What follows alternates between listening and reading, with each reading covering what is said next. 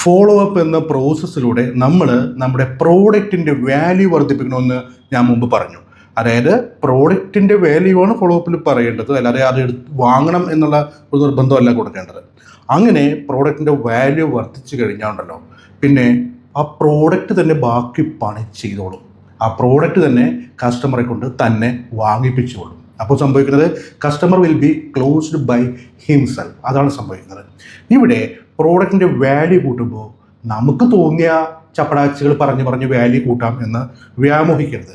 കസ്റ്റമറുടെ ആഗ്രഹങ്ങൾ, അയാളുടെ സൂക്ഷ്മമായ ചിന്തകൾ അതുവരെ ഒപ്പിയെടുത്ത് നമ്മുടെ പ്രോഡക്റ്റ് അതിനൊക്കെ എങ്ങനെ പരിഹാരം നൽകുന്നു അവരുടെ പ്രശ്നങ്ങൾക്ക് എന്ന് പറഞ്ഞാൽ മാത്രമേ നമ്മുടെ പ്രോഡക്റ്റിൻ്റെ വാല്യൂ കൂട്ടി വാല്യൂ അഡീഷൻ ക്രിയേറ്റ് ചെയ്യാനായിട്ട് നമുക്ക് സാധിക്കുകയുള്ളൂ.